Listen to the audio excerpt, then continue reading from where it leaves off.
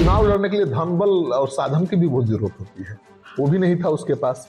तो प्रशांत किशोर ने सच्चिदानंद राय को पीछे लगा दिया।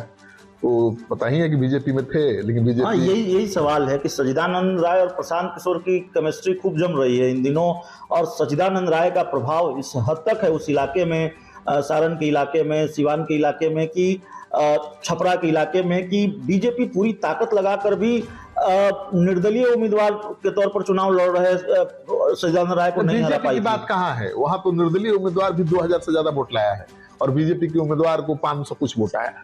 तो लड़ाई ही नहीं, लड़ाई में बीजेपी नहीं थी, ये ठीक बात नहीं है।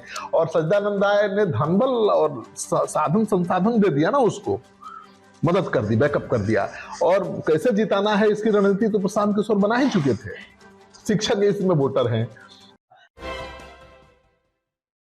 प्रशांत किशोर ने कोई राजनीतिक दल नहीं बनाया है, लेकिन बगैर कोई राजनीतिक दल बनाए हुए, वो गांव में कहते हैं ना बोहनी अच्छी हो जाना, तो बोहनी अच्छी हो गई है। बिना राजनीतिक दल बनाए हुए एक उम्मीदवार का समर्थन करते हैं और उनके समर्थित उम्मीदवार आफाक अहमद जीत जाते हैं सारण शिक्षक निर्वाचन क्षेत्र से। जलवा दिख रहा है प्रशांत किशोर का। देखिए, बहुत दिन से वो यात्रा कर रहे हैं और सबसे खास बात यह है कि जिस इलाके से उनका उम्मीदवार जीता है उस इलाके में बहुत दिनों से वो यात्रा कर रहे हैं। मोतिहारी, बेतिया, और अभी चुनाव था तो छपरा में ही डेरा डाले हुए थे। और जो उनके उम्मीदवार हैं उनकी यात्रा के दौरान लगातार उनके साथ रहे हैं। और प्रशांत किशोर को पता है कि अपनी यात्रा के दौरान एडवोकेट हों, शिक्षक हों, पढ़े लिखे जो प्रबुद्ध वर्ग के लोग हैं उनसे ज़्यादा इंटरेक्शन करते हैं।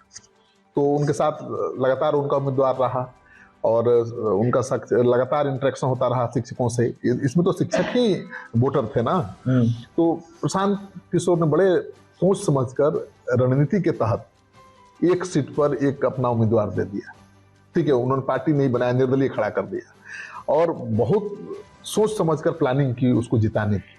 आप देखिए कि वो अकेले नहीं जीत पाते, अपने बलबूते पर नहीं जीत पाते, लेकिन प्रशांत किशोर के साथ रह के एक चेहरा बनने की कोशिश की। प्रशांत किशोर के जरिए रह के उसने मैसेज दिया कि भाई हम इनके लोग हैं, प्रशांत किशोर की नीतियों और सिद्धांतों पर भरोसा करते हैं। और शिक्षकों ने भरोसा जताया प्रशांत किशोर पर। शिक्षकों को लगा होगा भाई चलिए प्रशांत किशोर पढ़े लिखे हैं और जाने माने देश के चुनावी रणनीतिकार हैं और लगातार इलाका उनके साथ दिखता रहता है, मतलब बहुत एक्टिव है, कोर कमेटी का लगता है सदस्य है, तो इसको दिया जाए एक मौका। दे दिया। और चुनाव लड़ने के लिए धन बल और साधन की भी बहुत जरूरत होती है, वो भी नहीं था उसके पास। तो प्रशांत किशोर ने सच्चिदानंद राय को पीछे लगा दिया।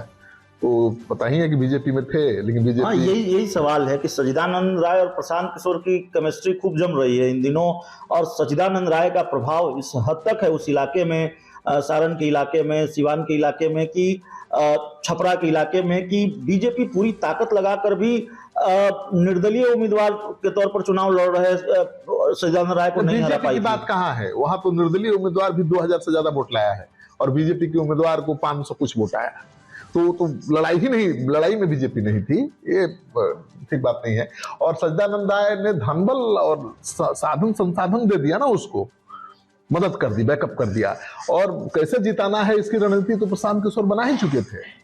शिक्षक इसमें वोटर हैं, शिक्षकों से लगातार महीनों से नहीं, लेकिन एक महत्वपूर्ण सवाल ये आएगा सर कि सच्चिदानंद राय आप जानते हैं उस इलाके में बड़ा प्रभाव रखते हैं। मसरख हो, छपरा हो, सच्चिदानंद राय के पास पैसा है, वो कहीं भी प्रभाव रखेंगे। देखिए, चुनाव में पैसे का बहुत रोल है, अहम रोल है। बिना पैसा के आप राजनीति नहीं कर सकते। प्रशांत किशोर के साथ वो जमाना गया कि आप बिना पैसा के चंदा मांग करके चुनाव लड़ लेते थे। अगर आपको विधानसभा का चुनाव भी लड़ना है तो 2-4 करोड़ रुपया होना चाहिए। लोकसभा का चुनाव लड़ रहे हैं तो मिनिमम 5 करोड़ होना चाहिए। लोग 10 करोड़, 12 करोड़, 20 करोड़ खर्च करते हैं। चुनाव आप हम लड़ने की सोच भी नहीं सकते। तो चुनाव लड़ने के लिए सबसे ज्यादा जरूरी पैसा है, समर्थन के साथ साथ।